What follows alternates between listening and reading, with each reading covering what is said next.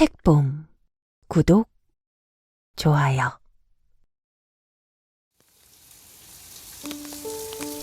안녕하세요. 책봄이에요. 오늘은 신선한 가을비가 내리고 있어요. 지금 시간은 오전 6시가 조금 안 되었는데요. 밤새 촉촉하게 비가 내렸네요. 갑자기 가을이 와서 어제 급하게 옷장 정리를 하는데요. 한여름 옷은 거의 입어보지 못했더라고요. 내년을 기약하면서 모두 잘 정리해서 넣어두었어요. 그리고 여름 내 안 쓰던 가습기도 꺼내두고요. 봄님들은 따로 가을 맞이하는 것이 있을까요? 오늘 들려드릴 이야기는 아르센 류팽 단편인데요. 아마 궤도 루팡으로 알고 계신 분들이 많으실 거예요. 프랑스 작가 모리스 르블랑의 작품이고요. 영국의 셜록 홈즈 작가 아서 코난 도일과 많이 비교를 하기도 하죠.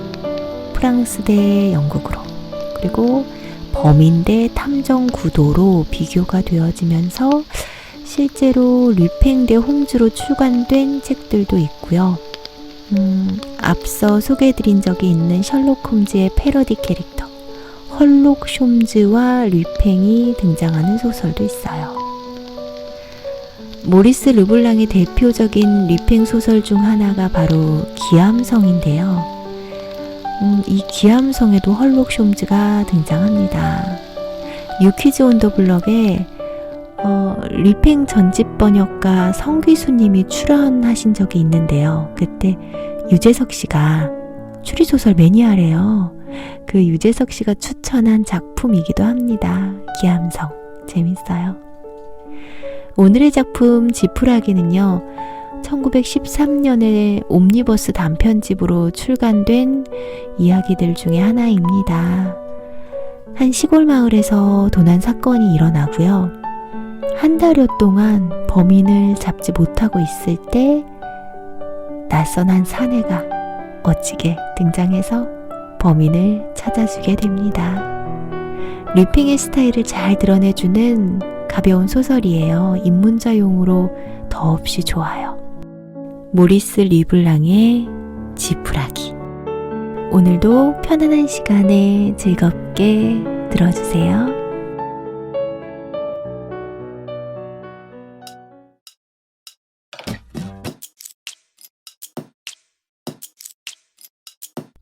결정판 아르센 류팽 전집 3 지푸라기 모리스 르블랑 지음 아르텔 출판.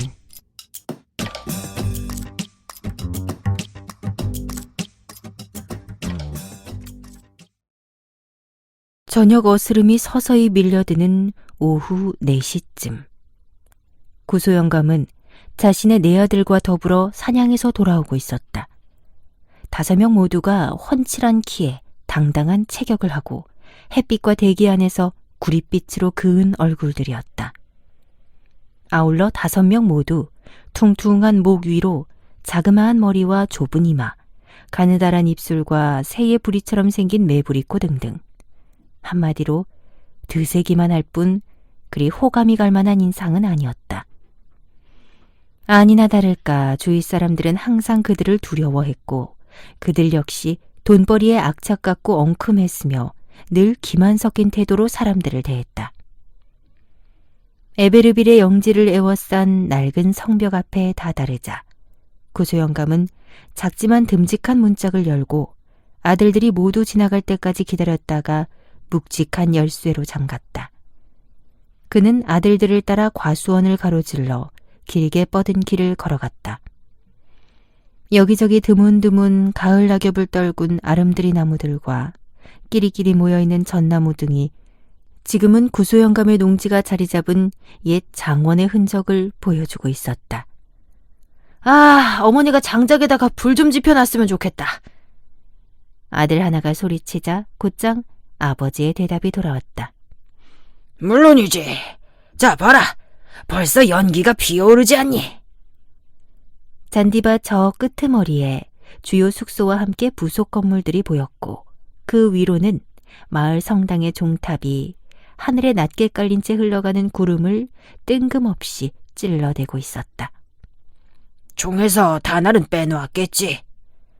구소영감이 묻자 마지가 대답했다. 제 건 아직이요. 새매가 나타나면 대가리를 쏘아 잡으려고 하나 넣어두었거든요. 그러고는 자기 실력을 자랑할 요량으로 동생들에게 던지듯 말했다. 저기 저 버찌나무의 작은 가지를 잘 봐라. 단방에 맞출 테니까. 한데 그 가지에는 봄부터 그곳에서 팔을 벌린 채 이파리 없는 장가지들을 보호하고 있는 허수아비 하나가 매달려 있었다. 마다들은 거총을 하고 방아쇠를 당겼다. 허수아비는 우스꽝스러운 꼴로 거꾸러지면서 낮은 곳에 좀 더 굵은 가지 위로 추락했다. 처량한 몰골로 가지 위에 걸려 엎어진 채 샘 위로 꼴사납게 대롱거리고 있었다. 모두들 웃음을 터뜨렸고 아버지도 박수를 쳐주었다. 잘 쐈다. 그렇지 않아도 신경이 쓰이던 참이었는데 식사를 하다가도 고개만 쳐들면 저 멍텅구리 같은 놈이 항상 보여서 말이야. 집에서 기껏해야 20여 미터 정도 남았을까? 갑자기 아버지가 걸음을 멈추며 말했다. 어라, 이건 또 뭐야? 형제들도 마찬가지로 걸음을 멈추고는 잔뜩 귀를 기울였다. 이윽고 그중 하나가 중얼거렸다. 집 쪽에서 나는 소리예요. 안방 쪽인 것 같은데. 그러자 또 하나가 더듬대며 거들었다. 누가 우는 소리 같은걸? 집에는 어머니밖에 없을 텐데. 바로 그때였다. 벼랑간 귀청을 찢는 듯한 끔찍한 비명소리가 터져나오는 것이 아닌가. 5명은 누가 먼저랄 것도 없이 소리가 나는 방향으로 내달렸다. 또 한 번 비명이 솟구쳤고 곧이어 다급하게 부르는 소리가 들렸다. 여기 가요! 우리가 간다고요! 제일 앞서 달리는 마다들이 냅다 소리쳤다. 문을 통하려면 돌아가야 했기에 아들은 주먹으로 창문을 깨뜨리고 곧장 부모 방으로 뛰어들었다. 그 바로 옆방은 구소 부인이 주로 머무는 규방이었다. 아들은 바닥에 널브러진 채 얼굴에 피가 뒤범벅 되어 있는 어머니를 보고는 경악을 금치 못했다. 맙소사, 아버지! 구소영감이 허겁지겁 들이닥치며 외쳤다. 뭐야! 엄마 어디 계시느냐? 세상에, 이런 일이... 대체 누가 이랬소? 여자는 뻣뻣한 팔을 뻗으면서 더듬거렸다. 어서 쫓아가요. 이쪽으로 갔어요. 난 괜찮아요. 그저 좀 긁혔을 뿐이에요. 빨리 쫓아가요. 돈을 가져갔다고요. 그 순간 아버지와 아들들은 펄쩍 뛰었다. 특히 구소영감은 아내가 가리킨 문 쪽으로 비호같이 내달리며 고래고래 악을 쓰는 것이었다. 돈을 가져갔단다! 돈을 가져갔대! 도둑이다! 도둑! 한편 나머지 아들 셋은 복도 끄트머리로 내달리며 호들갑을 떨었다. 봤다고! 나도 봤어! 계단으로 올라갔어! 아니야, 이쪽이야! 다시 내려갔단 말이야! 우왕좌왕 발구르는 소리가 마룻바닥을 뒤흔들었다. 마침내 복도 끝으로 달려간 구소영감의 눈에 현관문에 달라붙어 낑낑대며 열려고 하는 한 사내가 포착되었다. 그 문만 열면 성당 광장을 통해 곧장 마을의 거미줄 같은 골목길로 도망칠 수 있을 판이었다. 불시에 들켜버린 사내는 자제심을 잃은 듯 구소영감을 우당탕 들이받아 쓰러뜨린 뒤 덮쳐드는 마다들을 용케 피해 내 아들의 추적을 가까스로 뿌리치며 다시 복도로 나와 안방을 통해 부서진 창문을 박차고 사라져버렸다. 아들들 역시 잔디밭을 가로질러 어둠이 몰려드는 과수원을 따라 끈질기게 추적을 계속했다. 놈은 이제 도가내든 쥐야! 도망갈 구멍이 없거든! 그렇다고 저 높다란 성벽을 타고 넘을 수도 없을 테고. 이놈은 이제 끝장이야! 이 나쁜 놈! 구소영감은 화끈거리는 가슴팍을 문지르며 구시렁댔다. 때마침 읍내에 나갔다 돌아오는 두 하인에게도 그는 다짜고짜 장총을 쥐어주며 호들갑을 떨었다. 만약 그놈이 집 쪽으로 접근하는 것 같으면 가차없이 쏴버려!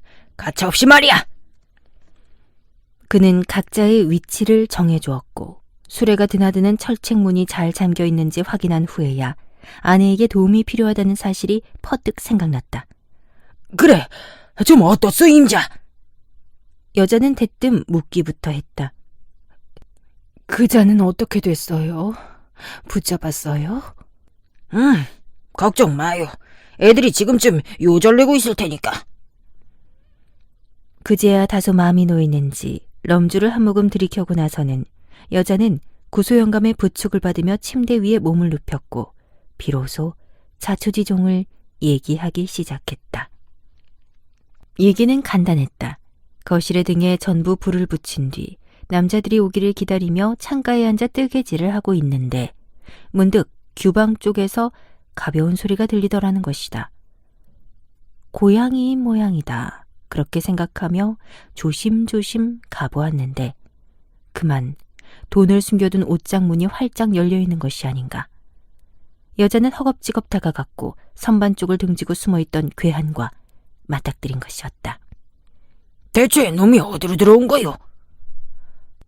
제 생각엔 현관문을 통해 들어온 것 같아요. 거기 문은 잠가두지 않잖아요. 그래, 그자가 당신에게 달려들었단 말이오. 그자가 아니라 내가 달려든 셈이에요. 그자는 한결같이 도망치려고만 했으니까. 그럼 그대로 놔뒀어야지. 아니 어떡해요. 돈은 어떡하고요. 그때 벌써 돈을 가지고 있더란 말인가? 그럼요. 그놈 손에 돈 뭉치가 들려있는 걸 봤어요. 차라리 내가 죽는 게 낫지. 그냥 붙들고 늘어졌죠. 무장하고 있진 않던가? 나보다 나을 것도 없었어요. 무기라면 그저 손톱과 치아 정도랄까. 이것 좀 보라고요. 그놈이 물어뜯었어요.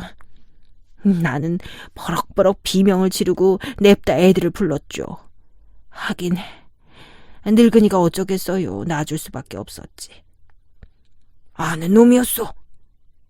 그런 것 같아요. 트레나르 영감 같았어요. 그 뜨내기 영감탱이가? 불사! 그러고 보니 나도 얼굴을 알아볼 것 같군. 그래, 맞아. 트레나르 영감이었어. 그렇지 않아도 한 사흘 전부터 집 주변을 괜히 어슬렁거린다 했는데. 그놈의 영감탱이. 틀림없이 돈 냄새를 맡은 거야. 트레나르 그 작자 어디 두고 보라지. 일단 흠씬 두들겨 패준 다음에 곧장 절창 신세를 지게 만들 거요. 어떻소, 임자? 이제 좀 일어날 수 있겠소? 이웃 사람들 좀 불러봐요. 가서 헌병대에 신고를 해달라고 말이야. 그래, 공증인 자식 놈한테 시키면 되겠구먼. 자전거를 가지고 있으니까 말이야. 에이, 망할 놈의 트레나르 영감. 주랭랑을 놨다 이거지. 늙은이가 아직 다리 힘이 남은 모양일세. 뭐 토끼고기를 구워 먹었나? 그는 앞으로 펼쳐질 일대 소동이 달가운 듯 대차게 웃어젖혔다. 하긴 무슨 걱정이겠는가. 이 세상에 그런 뜨내기 불황자가 도망칠 가능성은 전무해 보였다. 그 영감탱이는 조만간 붙잡혀 혼쭐이 나는 것은 물론이고 영락없이 철창 신세를 질 운명인 것이다. 농장주는 장총을 집어들고 두 하인과 합류했다. 별일 없었나? 아직은 잠잠합니다. 이제 조만간 시끄러워질 걸세. 놈이 귀신곡할 재주라도 저 성벽 바깥으로 내빼지는 않는 한 말이야. 이따금 서로를 부르는 네 아들의 외침소리가 어렴풋이 들려왔다. 필시 트레나르 영감은 생각보다 교활하게 피해 다니는 모양이었다. 하지만 구소 형제 같은 혈기왕성한 젊은이들을 상대로 과연 얼마나 버티겠는가. 형제 중 한 명이 아주 낙담한 표정으로 터벅터벅 걸어와 이렇게 자기 생각을 털어놓은 것은 얼마 지나지 않아서였다.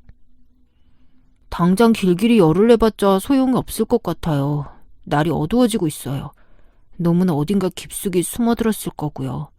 아무래도 내일 두고 봐야 할 것 같습니다. 내일이라니! 너 정신이 돌았냐? 물론 구소영감은 버럭 소리를 질렀다. 한데 뒤이어 숨을 헐떡이며 나타난 마지 역시 동생과 같은 의견을 내놓는 것이었다. 하긴 도둑이 사방벽으로 가로막혀 마치 감옥과도 같아진 이 영지 내부에 아직은 있을 터 내일까지 못 기다릴 이유도 없어 보였다. 젠장, 내가 직접 찾아봐야겠다. 누구 등불 좀 비춰라! 마침내 구소영감이 내뱉듯 말했다. 한데 바로 그때 헌병 3명과 더불어 소식을 듣고 달려온 마을 청년들이 잔뜩 몰려들었다. 보아하니 헌병 반장은 대단히 꼼꼼한 사람이었다. 우선 자초지종부터 차근차근 챙긴 다음 한동안 심사숙고하다가 다시 4형제를 따로따로 일일이 신문했고 또 그 각각의 증언 내용을 곰곰이 검토하는 것이었다. 그렇게 해서 불황자가 영지구석으로 달아났고 몇 차례 시야에서 사라지다가 결국에는 까마귀 언덕이라고 불리는 장소 부근에서 자취를 감췄다는 얘기를 듣고는 한참을 생각에 잠기더니 이렇게 결론을 내리는 것이었다. 기다리는 게 낫겠습니다. 공연히 이 캄캄한 밤중에 번잡하게 추적을 강행하다가는 트레나르 영감이 우리 사이를 얼마든지 헤집고 다닐 수 있을 겁니다. 농장주는 어깨를 으쓱하고는 연신 구시렁대면서도 어쩔 수 없이 수긍할 수밖에 없었다. 한편 헌병 반장은 부하들의 감독하에 마을 청년들과 구소 형제들을 적절히 나누어 감시조를 구성했고 집안의 사다리들을 모두 수거해 잠가둔 뒤 식당에다 임시 상황본부를 차렸다. 거기서 구소 영감과 단둘이 오래 묵은 브랜디를 한 병 앞에 놓고 꾸벅꾸벅 졸기로 한 셈이었다. 밤은 고요하기 이를 데 없었다. 2시간에 한 번꼴로 순찰을 돌면서 반장은 각 감시조의 위치를 점검했다. 경계 신호는 어디서도 터지지 않았다. 트레나르 영감은 구멍 속에서 꿈쩍도 않을 기세인 모양이었다. 그러다가 동틀 무렵이 되어서야 슬슬 사냥이 시작되었다. 무려 4시간을 쉼없이 수색이 이루어졌다. 4시간 동안 5헥타르에 이르는 영지를 샅샅이 뒤지고 훑고 파헤쳤으며 장정 20명이 촘촘히 대우를 갖추고서 덤불숲이며 잡초더미, 낙엽들을 닥치는 대로 막대기로 쑤시고 두드려댔다. 그러나 트레나르 영감은 여전히 오리무중이었다. 와, 이거야 원 너무하구만. 구소 영감이 투덜대자 헌병 반장이 대꾸했다. 아닌 게 아니라 도저히 이해가 안 되는 상황입니다. 실제로 이해가 안 가는 상황이었다.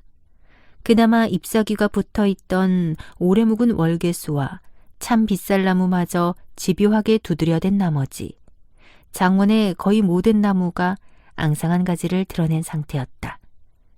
그렇다고 주변에 무슨 집이나 창고가 있는 것도 아니오. 그야말로 개미 한 마리 숨어들 구석이 없었던 것이다. 성벽으로 말하자면 반장 자신이 면밀히 조사한 결과 사다리 없이 뛰어넘는 것은 절대로 불가능했다.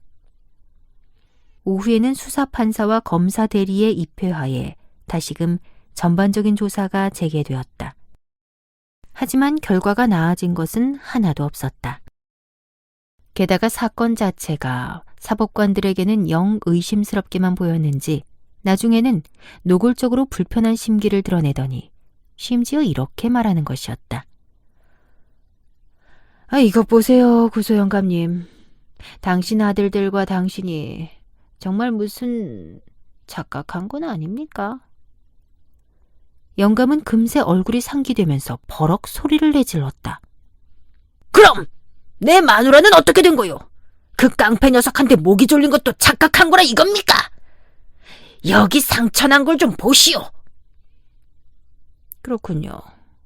하지만 대체 그 깡패가 어디에 있느냐 이 말입니다. 이곳에 있습니다. 성벽 내부 어딘가에 있단 말입니다.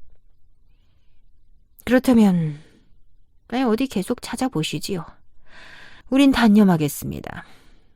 분명한 사실은 누군가 이 영지 내부에 숨어 있었다면 벌써 찾아냈을 거라는 것이죠. 이에 대해 구소 영감은 고래고래 악을 썼다. 좋소이다. 이 늙은이가 직접 잡아보리이다. 결코 내게서 6,000프랑을 도둑질해가고도 무사할 수는 없소이다. 무려 6,000프랑이요. 암소 3마리에다 말 수확한 거, 그리고 사과까지 몽땅 판 돈이란 말이오. 그렇지 않아도 마을 금고에 갖다 넣으려고 1,000프랑짜리 6장을 고이 모셔둔 건데, 내 신께 맹세컨대 반드시 그걸 되찾고야 말 거요.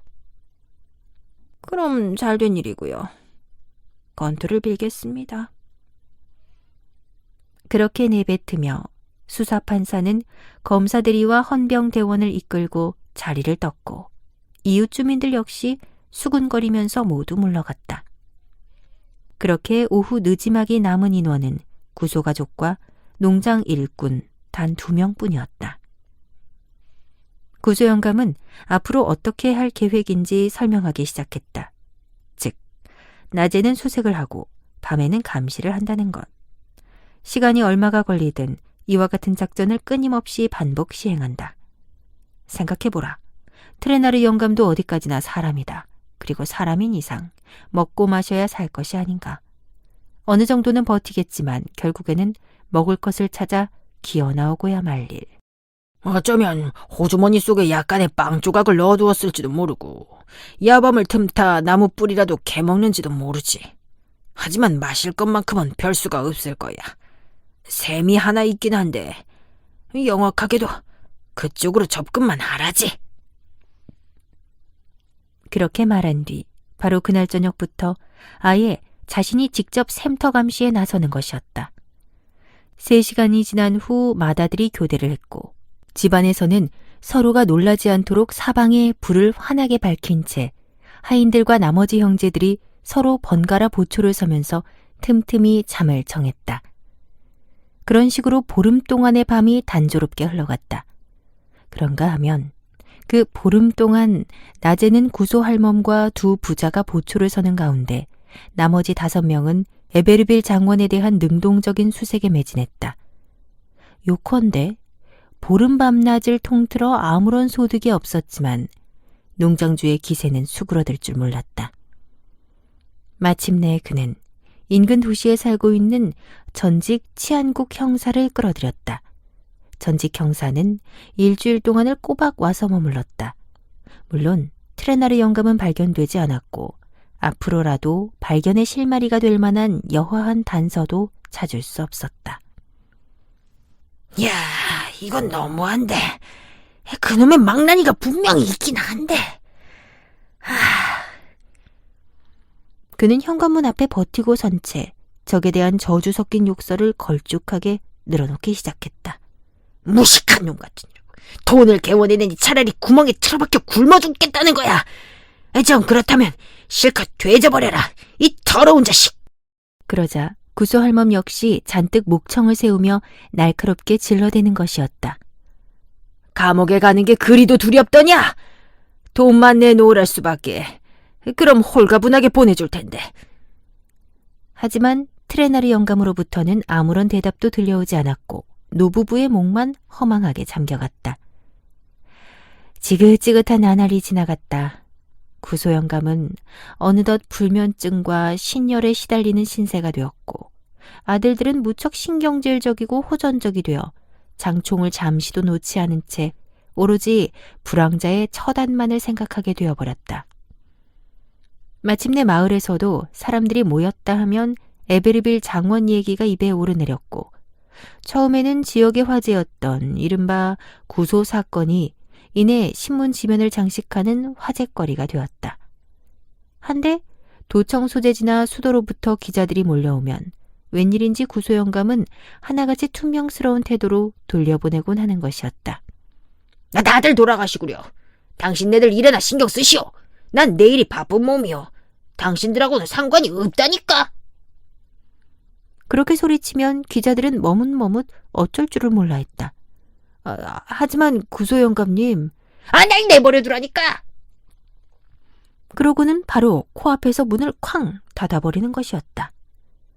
이제 트레나리 영감이 에베르빌 성벽 안에 숨어든 지 4주가 되었다.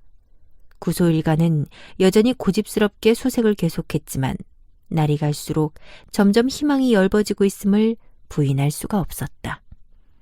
마치 그 하루하루가 노력을 수포로 되돌리고 마는 수수께끼 같은 장애물이라도 되는 것처럼 느껴졌다. 어느 순간부터 돈을 되찾지 못할 거라는 생각이 그들 마음속에 뿌리 내리기 시작했다.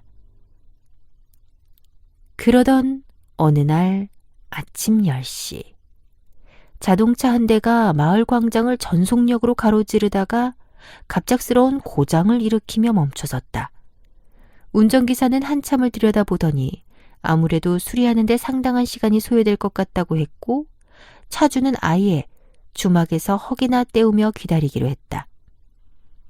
구레나룻을 짧게 다듬은 얼굴이 제법 호감 가는 젊은 신사였는데 주막에 자리를 잡고 앉자마자 사람들과 스스럼 없이 대화를 나누기 시작했다. 얘기 중에 구소가 얘기가 섞이는 것은 당연했다. 여행에서 방금 도착한 길이라 처음 듣는 얘기인데 무척이나 흥미가 느껴지는 모양이었다.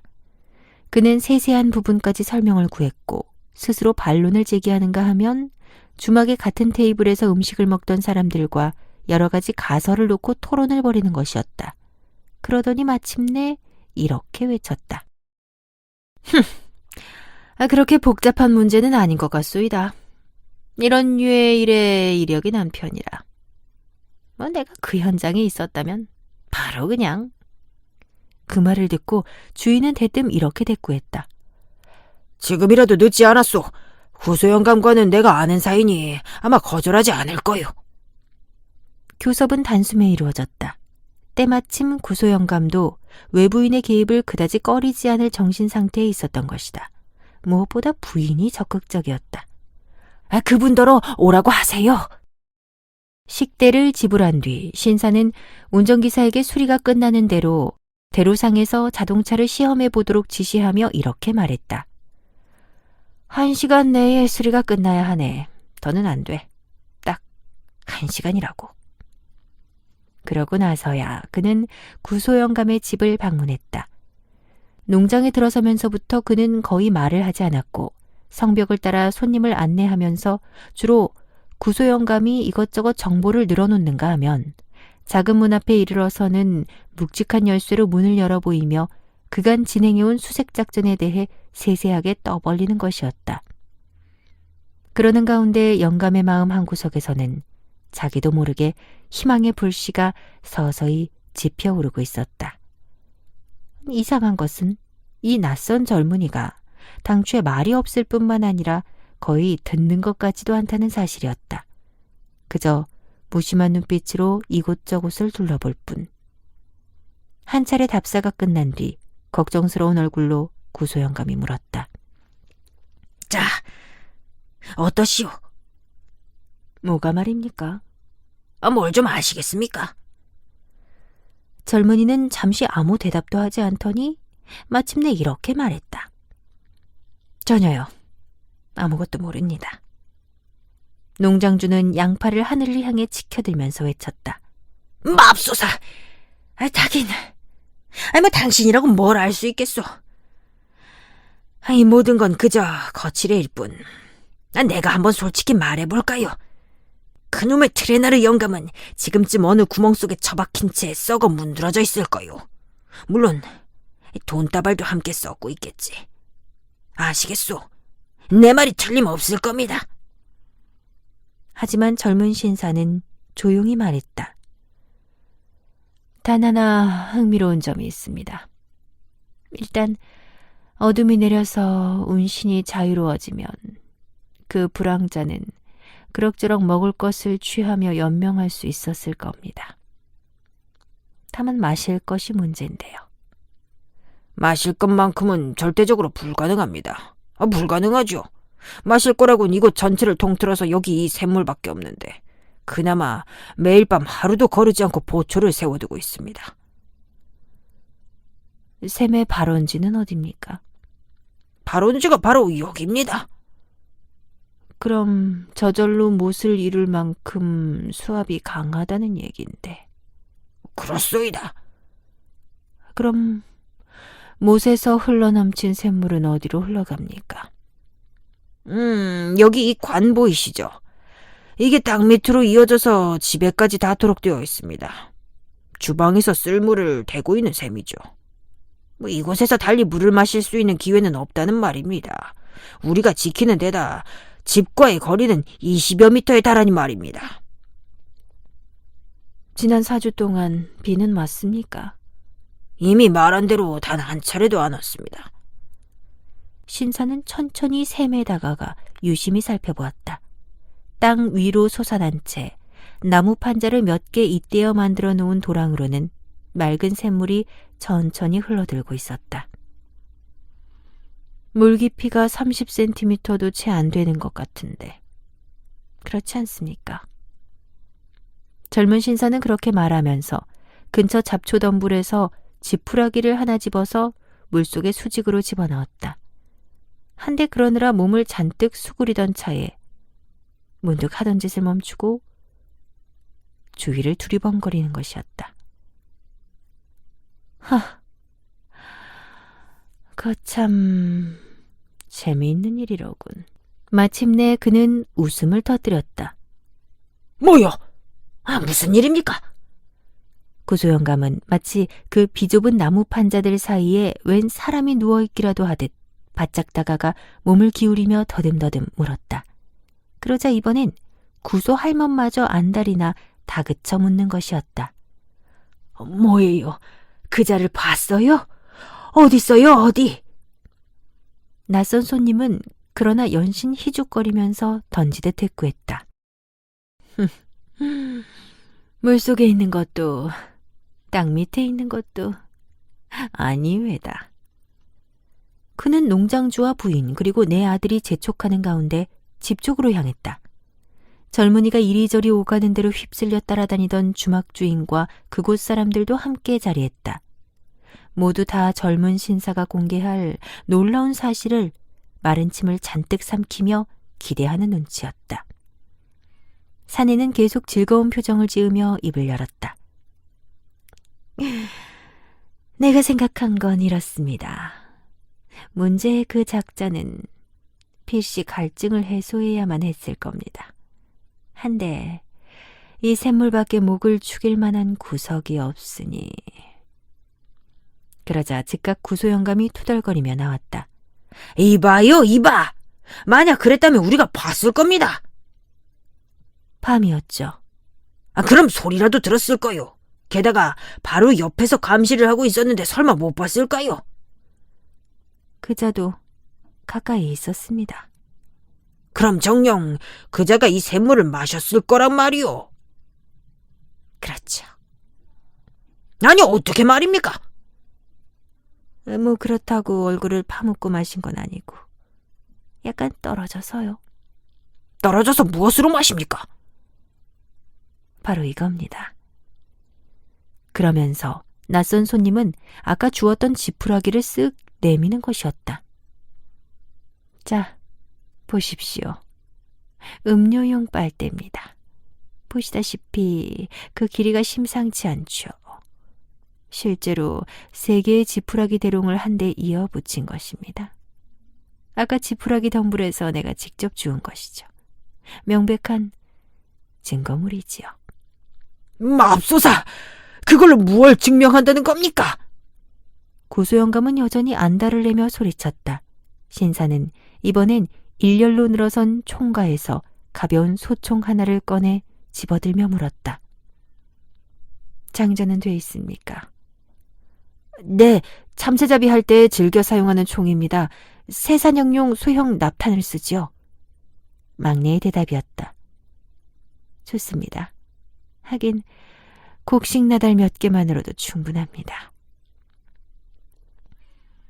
그렇게 말하는 신사의 얼굴이 일순 엄숙해졌다. 그는 갑자기 농장주의 팔뚝을 부여잡고 위압적인 목소리로 이렇게 끊어 말했다. 구소영감, 내 말 잘 들으시오. 아시다시피 나는 경찰과 아무런 관련이 없는 사람이오. 아울러 저 불쌍한 노인네를 굳이 경찰에 넘기고 싶진 않소. 이미 4주간이나 굶주림과 공포에 시달려온 몸일 거요. 그 정도면 충분한 벌을 받은 셈이오. 그러니 당신과 아들들이 내게 약속해 주었으면 하오. 그에게 어떤 위해도 가하지 않고 순순히 쪽문 열쇠를 쥐어주기로 말이오. 돈만 고스란히 내놓는다면 그렇게 하리다. 그야 물론이죠. 그럼 약속한 겁니다. 약속했습니다.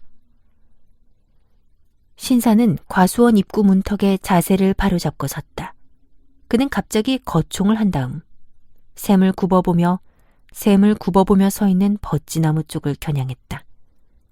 이윽고 총성이 울렸고 거칠한 비명소리가 터져나왔다. 그런데 벌써 한 달 전부터 나뭇가지 위에 걸쳐져 있던 허수아비가 땅바닥으로 곤두박질 치더니 주춤주춤 일어나 곧장 걸음아 날 살려라 주랭랑을 치는 것이 아닌가. 잠시 멍청하게 서 있던 사람들 속에서 일제히 환호성이 터져나왔다. 거추장스러운 넝마 조각들을 잔뜩 껴입은 데다 영양실조로 거동이 원활하지 못한 도망자가 뒤쫓아온 팔팔한 아들들에게 붙잡히는 것은 금방이었다. 물론 낯선 손님은 불이 나게 뒤따라가 자칫 있을지 모를 젊은 아들들의 거친 행동을 만류했다. 그 손 떼시오. 그자는 이제 내가 맡기로 했소. 누구도 함부로 손댈 수 없소이다. 어떠시오 트레나르 영감. 내가 쏜 탄환 때문에 볼기짝이 상한 건 아니오. 누더기 조각을 이어붙인 바지 속에 지푸라기를 꼭꼭 채운 두 다리, 온통 헝겊으로 꽁꽁 싸매다시피 한 머리, 몸통, 팔 등등. 영감은 아직도 영락없는 허수아비 인형의 몰골이었다. 사실 그 꼴이 어찌나 우스꽝스러운지 사람들은 웃음을 참느라 연신 쿡쿡거리는 것이었다. 젊은 신사가 머리를 감은 붕대를 풀어주자 열에 들뜬 눈동자가 퀭하게 자리 잡은 데다 형편없이 헝클어진 채 해골 같은 얼굴 여기저기 덕지덕지 달라붙은 회색빛 수염이 지저분하게 모습을 드러냈다. 마침내 더 이상 참기 힘든 웃음보가 왁자지껄 터져나왔다. 돈을 찾아! 지폐 6장을 찾으라고! 농장주의 고함 소리가 그에 뒤섞여 간간히 들려왔다. 사실 두 영감이 서로 부닥치지 않도록 미리부터 거리를 띄워놓기로 한 터였다. 잠깐만 기다리시오. 그건 반드시 돌려줄 테니까. 그렇죠, 트레나르 영감? 그는 헝겊 조각과 지푸라기가 뒤엉키며 올가맨 모든 매듭을 단도로 차근차근 끊어주면서 쾌활하게 말했다. 이보시오 영감, 당신 참으로 감동적이구려. 대체 어떻게 이렇게까지 할 수가 있었소? 이거야말로 귀신 같은 수완이 있거나 아니면 너무도 겁이 나 정신이 돌아버렸기에 가능한 일 아니겠소. 결국 첫날 밤 잠시 수색이 미뤄진 틈을 타 이 누더기 속에 들어온 것이겠죠. 과연 괜찮은 생각이었소. 누가 허수아비에 대해 생각이나 할 수 있었겠소. 늘 나뭇가지에 걸려있는 허수아비에 그 누가 신경이나 쓰겠냔 말이오. 하지만 영감, 정말이지 이만저만한 고생이 아니었겠소. 배를 깔고 매달려서 팔다리를 축 늘어뜨린 자세라니. 하루 종일 어떻게 그러고 있었소. 정말 지옥 같은 자세였을 텐데. 게다가 조금이라도 움직일 경우 들킬까봐 조마조마했을 마음은 또 어떻고. 어디 그것뿐이겠소. 혹시라도 졸다가 떨어지면 먹고 마시는 건 또 어떻게 하고 드문드문 보초가 어슬렁거리는 걸 느꼈을 테고 그들의 총구가 얼굴에서 1미터도 채 안 되는 거리를 왔다 갔다 하는 것도 보았을 텐데. 아이고 맙소사. 하지만 무엇보다도 압권이었던 건 바로 당신이 사용한 지푸라기 대롱이었소. 그 지경에서도 옷 속의 지푸라기를 누구한테 들킬세라 조심조심 빼내서 그걸 또 한 대 이어 붙인 뒤 정확히 아래 맑은 샘물 속에 박아놓고 벌벌 떨면서도 한 방울 한 방울 홀짝거렸을 걸 생각하면 정말이지 찬탄의 소리가 저절로 나올 수밖에 없소이다. 브라보, 트레나르 영감님. 그러고는 우물우물 소리를 죽여 이렇게 덧붙이는 것이었다. 그나저나 당신 냄새 한번 정말 지독하군요. 그러고 보니 한 달 가까이 전혀 씻지를 못한 거죠.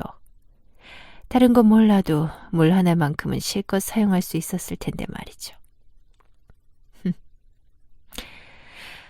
자, 여러분. 이제 이 사람을 넘겨줄 테니 알아서 해보시지요. 난 우선 이 손 좀 씻어야겠습니다. 구소영감과 네 아들은 말이 떨어지기가 무섭게 먹잇감에 달려들었다. 어서 빨리 내 돈 내놔! 비록 심신 모두 녹초가 된 상태였지만 불황자 노인은 그래도 깜짝 놀라는 척할 힘은 남아있는 모양이었다. 하지만 농장주는 전혀 개의치 않고 더욱 거세게 다그쳤다.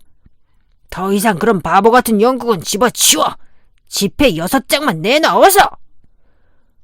뭘 달라는 거예요? 트레너리 영감은 연신 더듬댈 뿐이었다. 돈 말이야, 돈! 당장 내놓지 못해! 돈이라니 무슨... 지폐 말이야, 지폐! 지폐라니... 아주 지긋지긋하게 굴려고 작정한 모양이로군. 얘들아, 너희가 좀 거들어야겠다. 우르르 몰려든 네 젊은이는 영감을 패대기 친 뒤 옷이라고 걸친 누더기를 갈기갈기 찢고 벗겨내면서 가차없는 몸수색을 단행했다. 하지만 아무것도 나오는 것은 없었다. 도둑 중에서도 아주 독종이군 그래. 도대체 돈을 어떻게 한 거야? 구소영감이 닥달을 해댔다. 하지만 그럴수록 불황노인의 놀란 표정은 더욱 실감나게 변해가는 것이었다. 그는 끝끝내 이렇게 허둥대기만 할 뿐이었다. 내게 뭘 원하는 거요? 돈이라니. 이래 돈이라면 내겐 삼수밖에 없는 걸. 그러면서도 휘둥그레진 눈은 자신의 옷가지에서 좀처럼 떨어지지 않은 채 영문을 모르겠다는 표정으로 일관하는 것이었다. 구소영감의 분통 터지는 심정도 더 이상 참는 한계를 벗어날 수밖에 없었다. 어쩔 수 없이 대차게 한 대 가격했지만 그렇다고 상황이 호전될 기미는 보이지 않았다. 이번에는 허수아비 속으로 탈바꿈하기 이전에 돈을 감췄다고 생각한 구소영감이 고래고래 소리를 질렀다. 대체 어디다 숨겼느냐, 이 도둑놈아! 어딘지 말해! 과수원에 숨겼나? 돈이라니요. 여전히 멍청한 표정으로 일관하는 불황노인의 얼굴. 그래, 돈 말이다, 돈! 어딘가 파묻은 모양인데 만약 어디서든 나오지 않으면 두고 보라고. 네 놈은 아주 골로 갈 줄 알아. 증인도 수두룩하겠어. 여러분, 그리고 이 신사분 말이야. 그러면서 구소영감은 왼쪽으로 30-40보 정도 떨어진 샘가에 있을 낯선 손님을 향해 고개를 획 돌렸다. 헌데 거기서 손을 씻고 있어야 할 신사의 모습이 온데간데 안 보이는 것이 아닌가. 그 양반 떠났는가? 허겁지겁 묻자 누군가 대답했다. 아닌데, 좀 전에 담배를 피워 물더니 과수원 쪽으로 어슬렁어슬렁거리며 들어가던데. 그렇겠지. 이놈을 찾아준 것처럼 돈도 마저 찾아주려는 거야. 구소영감의 말에 누군가 또 대꾸했다. 아니면 뭐? 대체 무슨 말을 하려는 건가? 무슨 생각을 하는 거냐고. 어서 속 시원히 말해봐. 농장주가 답답한 듯 다그치자 말을 하려다 말고 남자는 잔뜩 의혹에 잠긴 표정으로 입을 다무는 것이었다. 바로 그 순간 그곳에 모인 모든 촌부의 머릿속에선 같은 생각이 안개처럼 부옇게 피어오르고 있었다. 애당초 낯선 이방인으로서 에베르비를 지나치다가 우연찮게 자동차 고장을 일으킨 것 하며 주막 사람들과 격이 없이 얘기를 트면서 은근히 이것저것 묻고 다닌 것, 마침내 영지까지 들어와 서슴없이 행동하던 모습. 이 모든 것이 어쩐지 미리부터 계획된 행동같이 여겨지는 것이었다. 이미 신문지상을 통해 사건의 전모를 환히 꿰뚫고는 마치 기막힌 사업거리에 달려들듯 현장으로 달려온 전문 절도범의 수법이 뚜렷하게 떠올랐다. 대단해. 아까 우리가 다 보는 앞에서 늙은이의 몸을 뒤지다가 슬쩍 돈을 챙긴 거야. 주막 주인이 마침내 내뱉자 구소영감이 황망히 더듬거렸다. 그럴 리가. 집 쪽으로 나가는 거면 사람들 눈에 띄었을 테고, 아니면 과수원 안을 어슬렁거리든지. 구소 할멈도 목이 맨 소리로 주춤주춤 이렇게 더듬댔다. 그럼 혹시 저기 쪽문으로 열쇠가 나한테 있어. 아까 잠시 보여주었잖아요. 그랬지만 다시 돌려받았어. 이것 보라고.